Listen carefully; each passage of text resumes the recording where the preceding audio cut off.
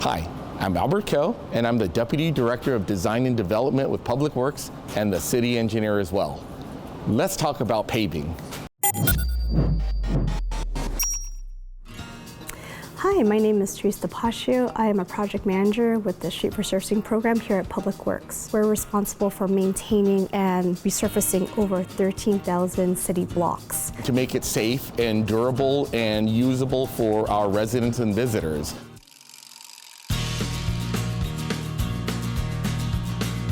So a typical cross-section of a roadway is made up of several layers. We have all the utilities, then we have the sub-base and the concrete base, which is about 8 to 10 inches thick, and that is what helps strengthen our street. And then the asphalt concrete that you see on the surface, which is about 2 to 3 inches thick.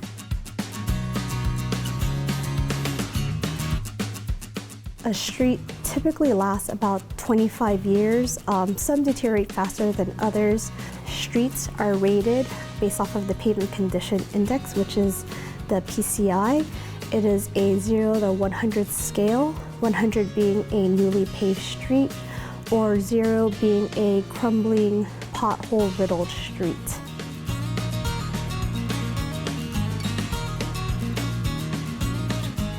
So each street in San Francisco has a different functional class. We have the arterials, which is like Mission Street or Market Street, a lot of transportation and a lot of heavy vehicles. These are basically the main thoroughfares in San Francisco. Then we have the collectors like Franklin Street or Gough Street, which is a lot of mixed-use businesses and residents, and they take you from a low-volume street to a high-volume street. And then you have the residential streets like the avenues and the Sunset, all residential, and they don't get as much traffic. The residential streets will last about 25 years, then the arterials and collectors will deteriorate a lot faster due to the heavy loads, primarily buses. One bus is equivalent to 15,000 cars, so that street is going to deteriorate a lot faster.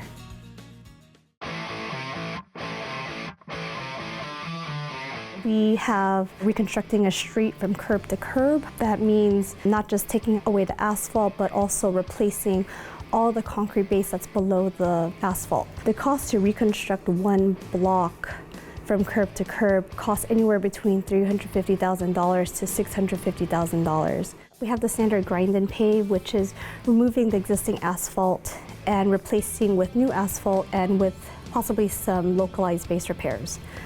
And then the cost is about $260,000. Slurry seal is a thin layer that we use to overlay on top of the existing asphalt. The cost to preserve the street is $35,000. The cost to pave one block in San Francisco is quite an investment, which is why we don't allow our streets to deteriorate to 0.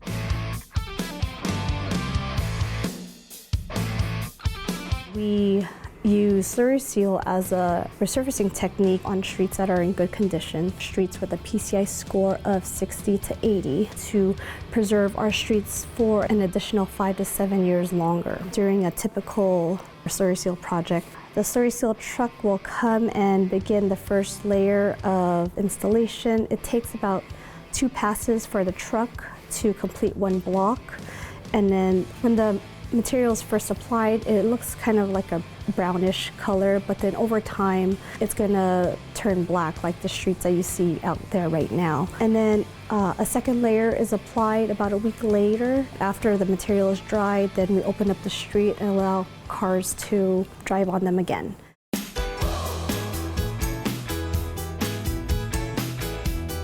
Program streets into our projects, we use these criteria. We look at when it was last paved, a PCI score, 0 to 100. If it's 100, it's not going to be paved for a while.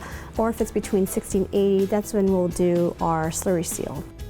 If it's between 50 to 60, then we'll do our standard grind and pave. We'll look at functional class, which I talked about, so either the arterial collector or residential. A delivery method, whether we contract the work out or if we use our own in-house operations. Coordination with other utilities. If another project is in line with our schedule, then we would want to coordinate that work with them. After a street is paved, it is placed in a 5-year moratorium. And it's a policy that's in place to maintain the quality of our streets. Geographic equity. We want to make sure that we have work in all 11 districts of San Francisco and available funding.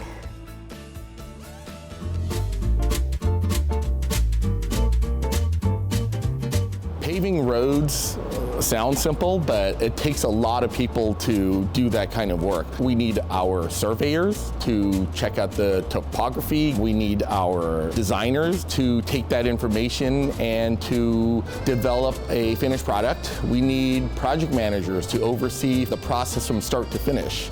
We need construction workers to do the actual work. We also need construction managers to oversee and civil engineers to make sure things are built correctly. Also, our inspectors play a vital role into making sure things are done according to specs.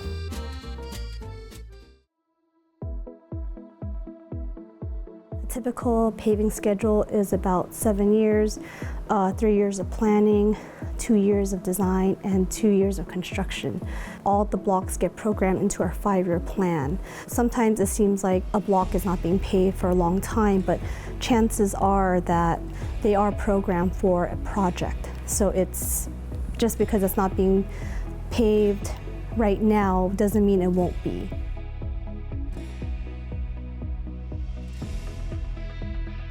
If you're interested in looking up your block or your street, we have all the information available on our website. We obviously care about the conditions of our roads because we've invested over $1 billion to date on them. We're going to protect our investment and continue to build and improve our network and looking for new ways to stretch that dollar and to make sure we have the best roads that money can buy.